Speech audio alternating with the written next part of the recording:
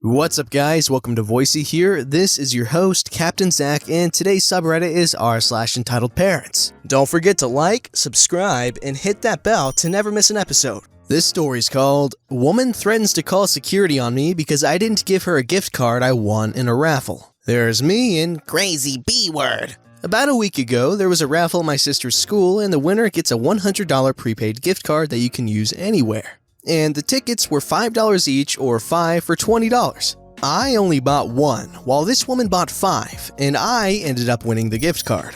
After grabbing the gift card and talking to my sister and parents for a few minutes, I stepped out of the gymnasium to get a drink at the vending machine, where EntitledMom came up to me. Hey, would you be willing to give me that gift card? I'm short on money, my son really needs it tomorrow. No, sorry.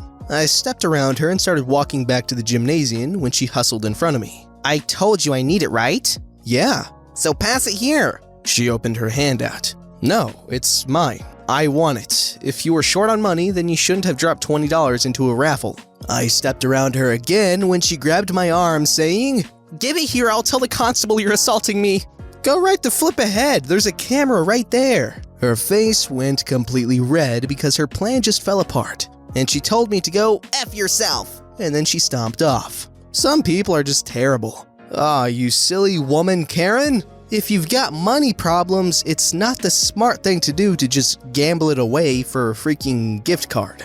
All you did was just cuck yourself out of $20. And now you look like an idiot. Good job. You just got blasted on the internet. Alrighty, this story's called, Hey, you can't park in a normal spot. You have a handicap placard. You have to park in the handicap spot. A long time ago, a friend of mine, Kabar, broke his left leg doing something stupid. It wasn't completely shattered, but he wasn't able to walk on it for quite a while. After some time, he got the go-ahead to drive from his doctor and got a temporary disabled parking permit for his car. At this point, he was using crutches. I went over to his place one day to hang out, and after a couple of hours, his wife called and asked how the shopping went. What shopping? The dummy forgot that it was his turn to do the grocery shopping. Not really much of an excuse, he had done it once already when on crutches. So, naturally, we stop playing and hop in his car to drive to the grocery store. We're pulling into the parking lot, he goes for the front, I assume to park in the handicap spot. But he sees a regular spot open just next to the disabled spot, and resigns to simply park there instead. He says, I'm not that disabled. A wheeler might need that spot. He's got this really weird high-pitched chuckle of a laugh. We get out of the car, and all of a sudden, this crazy lady in a car behind us starts honking and yelling. Hey, you can't park there. There's a disabled spot right there. She screamed. Thinking she was confused, I said, This is a normal parking spot. The disabled spot over there is free if you need it. Apparently, Crazy didn't like my assumption of her being disabled. I'm not disabled, you silly boy. He is. Pointing to Kabar. I can see the handicap placard in your car. You have to move to the handicap spot. There aren't any other spots nearby, and I have my kids with me. They don't want to walk that far. Kabar looks slightly hurt by her words, but responds, Ma'am, yes, I do have a handicap permit, but I don't have to park in the handicap spot. I'm leaving it open just in case someone with a greater disability arrives and needs to park, like someone in a wheelchair. That doesn't matter, she pouts. If you have a placard, you have to park there. It's the law. We were getting ready to just leave Crazy B when a cop car happened to enter the lot, fairly close to where we were. Crazy starts violently honking and flashing her lights to get the cop's attention, which she does as he flips on his lights and drives up to the area and gets out. What the hell is going on here? He demands. Crazy starts, Officer, they're breaking the law. They're not parking in the handicap spot, but they have a handicap placard. The officer did the same thing I did. He assumed that she meant we were in the handicap spot without a placard. He turns to Kabar and says, You have a handicap placard, son? Yes, sir, I do, but I'm not in a handicap spot. It's a normal parking spot. The officer looks at the spot and confirms that it is indeed a normal spot. He and Kabar quickly go over the events that transpired. Then, cop goes to Crazy. Ma'am, he doesn't have to park in the handicap spot just because he has a handicap placard. Now I suggest you take your kids and leave these boys alone and go on about your day, he says and stands there and waits for her to leave. She tries to say something, but the officer loudly says, Have a nice day. Repeat 3 times. Crazy gets fed up and finally leaves. Apparently without her groceries since she left the whole lot. We both thank the officer and he says, Just don't mess that leg up again. I almost wish a wheelchair user would have come at one point to punctuate the matter, but unfortunately that didn't happen. We got the shopping done and went home. We told the story to Kabar's wife when she got home and said, "That's what you get for forgetting to do the grocery shopping." Honestly, with how crappy Karen was acting, I'm surprised she didn't just take the handicapped spot for herself. I mean, come on. It is entitled parents, right? Alrighty, this one's called Entitled Parent Almost Gets Herself $800+ in the Hole and Evicted. So, when I was a teenager, some issues with my parents led me to falling into the care of my nicer aunt. About a year into me living with a nicer aunt and her kids, her husband was a trucker and frequently gone, but will be trucker uncle. My manipulative baculum of an aunt, this story's lucky entitled parent, managed to weasel her way into her and her family staying for a few months because she got herself kicked out of her old place. A few months after entitled aunt moved in, about a year or so ago, her daughter, henceforth known as entitled daughter, started to complain about my Magic the Gathering decks and Dungeons & Dragon books being in the dining room. For clarification, the stuff was sitting on a small table out of the way in the dining room because I would frequently play D&D with my male cousins and play Magic the Gathering with both my male cousins and trucker uncle. Well, entitled aunt has always had a habit of throwing away things she didn't care about, even if the stuff wasn't hers. She approached me and the conversation went as follows. You need to get your crap out of the dining room. It's not like it's in the way. Plus, nicer aunt and trucker uncle said I could leave it there since I use that stuff to play with my male cousins. Frequently. Well, entitled daughter said that it was in the way and she didn't appreciate it taking up so much space. It's in an organized pile on top of a small table that no one uses. I don't care. Get your crap out of the dining room or I'm throwing it away. You do that and I'm footing you the bill to replace it all. You don't have the right to demand anything of me. You are the guest and it's my stuff that I had permission to keep there. You have no right to touch it. You would just look up crazy expensive prices for them because you hate me. No, I would give you their current market prices, be them higher or lower than what I originally paid for them. Why the nether would I give you more than what you paid for them? Because values of collector's items change over time depending on supply and demand. You would be paying the current price to replace them. I'm not replacing crap. Then you aren't throwing my stuff away. Whatever. Walks off in a huff back to her room. Skip to about a week and a half later. Trucker uncle is back in town for a weekend. He and I are playing Magic the Gathering when entitled aunt comes in to try starting trouble again. Your nephew there has been causing me a lot of stress and tried bossing me around. What did he do? He was demanding money from me, accusing me of destroying his crap. Trunkle, turning to me. Is this true? Not really. She was threatening to throw away my Magic the Gathering and D&D stuff. I told her that if she did, I would expect her to replace it. I see. Even if I did do it, it's just a few books and cards. How much could that possibly be? Trunkle, turning to me. Well, you're the one who buys most of your cards and books. How much would it be? Well, the 3 books have an MSRP of $20 each, but they are from 2000 and out of print. The most readily available versions would be the latest release. $60 for 3 books?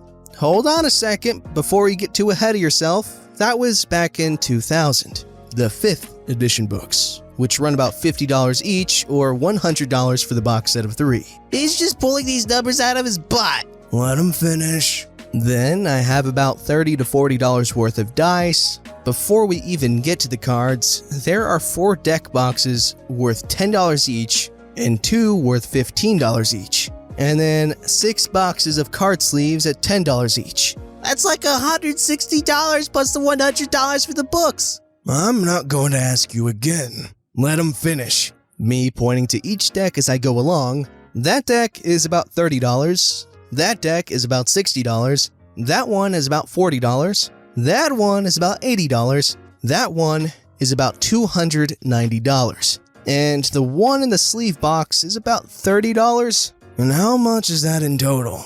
It's $790 before shipping. He's making that all up. Is that true? Not at all. I keep my decks logged in this app. It gives me the market price for each card, not counting the basic lands, which I have plenty of. Trunkle, turning to electronic arts. Well, there's your quote with proof. If you throw away his crap, you owe him a minimum of $800. And if you refuse, you can find somewhere else to live, like you're technically supposed to have been doing this whole time. I will not have a guest throwing away the property of someone who actually lives here. Whatever. She walks off back to her room in a huff. Now that that's over, whose turn was it again? It's your turn. You were just about to untap.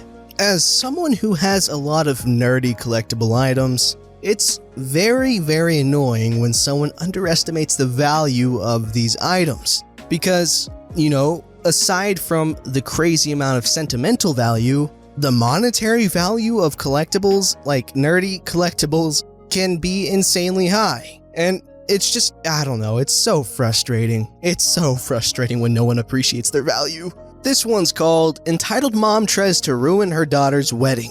This just happened about 11 days ago during my stepdaughter's wedding reception, with the entitled mom being her mother. Entitled Mom has been an entitled mom for as long as I have known her, which is 20 years. But it's almost as if she was biding her time, waiting for this day to shine as the entitled mom she truly is. For context, this woman has cheated on every single man she's ever had a significant relationship with. When stepdaughter was planning the wedding, she was considering having 4 of the men in her life who have had a major impact take turns walking her down the aisle. Entitled Mom said, "You can't do that, it will make me look bad." Like, dish rag, you did that yourself. This is how delusional this woman is. Anyway, on to the story. Or rather, 5 mini stories that happened throughout the day. Pre-ceremony, I sat in the left side front row, aisle seat, empty space to my left, and my son next to that space. My hubby, stepdaughter's father, was walking down the aisle, and I planned to move into the empty space so he could sit on the aisle seat after giving away the bride. As soon as I moved over, entitled mom came out of nowhere and plopped her giant butt in the aisle seat. I didn't want to make a scene during stepdaughter's wedding, so I just let it go. But I just wanted to push her off the seat and tell her to get lost. She said, "They told me to sit here." There was no they, and nobody told her to sit there. Between the ceremony and the reception is when the professional photographs were taken. It took more than an hour. Not surprisingly, stepdaughter's 1-year-old son started to get impatient and hungry. Entitled Mom set him in a high chair at her table and gave him a tray full of watermelon. What's wrong with this, you ask? The boy had been the ring bearer, so he was needed for some of the photographs. And he was still wearing his white dress shirt. Stepdaughter was livid when the boy was brought over for his photos and was covered in bright pink stains. Because entitled mom is notorious for making things needlessly difficult, stepdaughter didn't want her involved in any of the wedding planning, including, but not limited to, decorating. The night prior to the wedding, stepdaughter set up the reception area exactly how she wanted it so it was ready for the big day. A table near the dance floor included a rustic tree with photos hanging from it of loved ones who had passed and thus could not join the couple for their day. Stepdaughter specified that the memorial table was to be kept clear of any other items, so that the loved ones would be the focus. While the couple was having their photographs taken, entitled mom began her meddling. She removed a honeymoon fund box from the gift/cards table and set it up on the memorial table, along with the leftover party favors. Cheesy little foam camouflage can koozies. Can koozies on the memorial table. Stepdaughter's dad and I couldn't keep quiet over this one and let stepdaughter know what entitled mom had done. Stepdaughter turned to me, once again livid, and said a simple, "Move them back." I replied with a knowing grin. I thought so. And so we moved them back. Along the same lines, after she finished redecorating the memorial table, entitled mom did something that still boggles my mind. I get that she's the mother of the bride, but there are some things that even the mother of the bride should just not do. This woman had the audacity to rearrange the head table. The head table! The centerpiece of the reception. The place where most of the photographs would be taken during the reception. The table that the bride had decorated in exactly the way she wanted. Nope. Entitled mom decided she could do it better. Who does that? Finally, To top off the night, Entitled Mom had one last trick up her sleeve. Stepdaughter's 1-year-old son and 4-year-old daughter were going home with stepdaughter's dad, my husband, and me to spend the week with us while stepdaughter and her new husband went on their honeymoon. It would be the first time for the little one to sleep over at our house. Because we knew it would be hard on him being someplace new in the first place, we wanted to make sure that he was actually tired and ready to sleep when we got home. So hopefully he would crash instead of lying awake crying. Nope. Entitled Mom decided she knew better. She took the boy with her and sat down on a swinging bench, snuggled him up to her, and rocked him to sleep. It was about 8 p.m. at that point, and we wouldn't be getting the kids home until around 10 p.m. as it was. So having him sleep that close to bedtime meant that he would never go back to sleep when it was time. I'd had it. I'm surprised I was able to be kind, but I went up to her and said, "We don't want him sleeping now or he won't sleep when we get him home." But he hasn't slept all day. I realize that, but it's too close to bedtime. He will be wide awake when he should be sleeping later. In a super fake, honey sweet voice. Oh, I didn't know. Okay, well, I'm not good at confrontation, so I just started to walk away. Next thing I see is stepdaughter looking angry and storming over toward Entitled Mom and me. For a moment, I thought she was mad I had said anything to her mother. I should have known better, because next thing I know, she was walking up to me with baby boy in her arms. Next time I have to tell off my mother and take my kid away from her, don't walk away. We laugh and she hands me baby boy, who I snuggle with.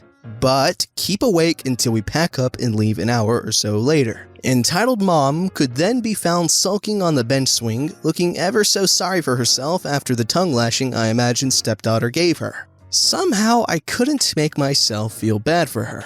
As the saying goes, play stupid games, win stupid prizes. She played stupid games all day. All she won was finding herself alone on a swing at the end of the day. Okay, so this woman obviously has some severe issues and we should look into helping her. And just kidding. I say we feed her to the dogs. Yeah! Don't forget to like, subscribe, and hit that bell to never miss an episode.